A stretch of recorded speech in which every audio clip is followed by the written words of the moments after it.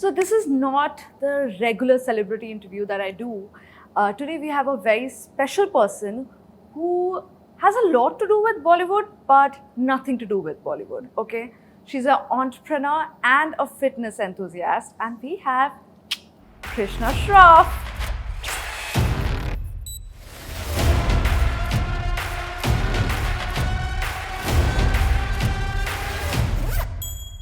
Krishna, tell me, how did this journey start? When did you realize that I want to get into fitness, or let me hit the gym? Or do you remember that first day of hitting the gym? What was that Yeah, definitely. I was always an active person growing up, but specifically when you talk about the gym, I remember that day so clearly. It was 5.5 years ago. I've said this before, I was going through a really bad breakup at the time, your first love. When that ended, I wanted to do something for me. And I ended up, getting a gym membership, hiring a trainer. And I remember the first time he took me into the gym, I was so timid and so shy and just afraid to do anything, But now, I feel like I can walk into any gym and own it, not just my own. What does Krishna eat all day? Don't tell me pizza. I swear on God. No. So I've experimented every single diet that's out there. I promise you, I'm not even joking.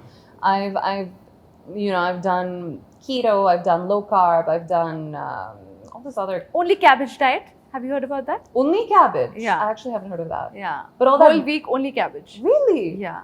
I love cabbage. I could try that out. I'm not gonna lie, but I've been there, done that. I've experienced and explored all these crazy fad diets, but at the end of the day, you can't make that a lifestyle. So I really realized the thing that works best for me, particularly, is portion control. So I'll eat, I'll drink, I'll do whatever my body wants me to do. But I'll watch, how much I'm consuming, but a lot of people, that takes time. You have to be able to work on that willpower. Mind. Yeah, absolutely. Yeah. How do you keep yourself motivated? I think, the saying, you're as good as the company that you keep, is so true. I'm blessed to be born into the family that I'm born into, having my brother, Tiger, as an elder brother to look up to, my father and my mother who look the way they do at that age. I keep saying they're aging backwards. I think that's just, I've grown up with so much inspiration and so much motivation in the household itself. I don't have to look further beyond that. Also, at the same time, because you're a star kid, you have a lot of pressure on you. How difficult it is to be Tiger Shroff's sister or a Jackie Shroff's daughter? Yeah, so many people look at us who are born into a certain household, and they automatically think, oh, they have it so easy. They're privileged. Yes, exactly. And we absolutely are, but with that comes a lot of pressure and a lot of expectation, and people automatically feel like they have the right to judge and criticize, whether we chose to be in that, in the limelight or not.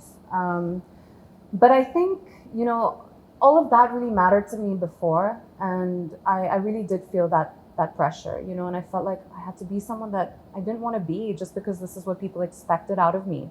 But, I've always been one to steer away from the norms, and, when I found my love and my passion for fitness, it gave me a certain confidence and a certain security that I didn't have before, considering I grew up with a bunch of insecurities, being an overweight kid and being out in the limelight because of my family and having people judge and criticize and say these mean and negative things about me.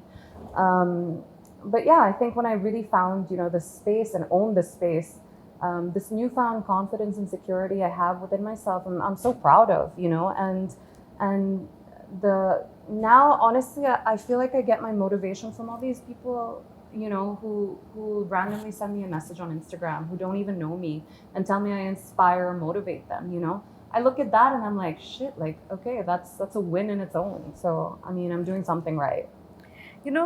From there, being an overweight kid to here, people never stop criticizing you. Doesn't matter what, and especially women. You are overweight, so they have a problem. You're too fit, you have abs, you look like a man, they have a problem. How much have you faced or gone through this, and how do you deal with these kind of trolls? I always say I don't deal with them because it makes no difference to me anymore. It did when I was, a teenager and, easily influenced and listened to those exterior opinions and voices. But I feel like now I'm in such a comfortable space, and I mean, shit, if people are talking about you, I mean, that you're obviously doing something, So I don't take that as negativity. I honestly, whatever they say about me, it's it's they have their own right to their own opinion, and everyone has the right to their own opinion. But I don't take it in any negative way. It doesn't really affect my life or take me any further back than I need to be. If anything, I hear those things, I read those things, I see those things, and I just use it as fuel to do better every single day, But at the end of the day, as long as, my parents are happy with me, then none of that matters. Like fitness, another important thing is mental health. Tell me one thing, how have you dealt with your insecurities while growing up, like you were saying? And have you ever taken therapy, or how have you helped yourself? Because that's all we can do, help yourself. Absolutely. Yeah. Yeah, I definitely went through a lot of that, growing up, in my early teen years, especially. So when I would go out with my dad and a certain photo was put out or whatever, I remember I was like 13 back then.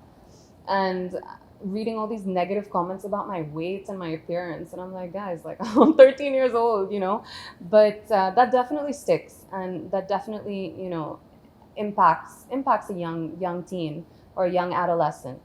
But I think I'm still grateful for all of that, because it brought me to where I am today. Without that, I could have still been my lazy old self. Thank you so much, Krishna. Thank you. Appreciate it.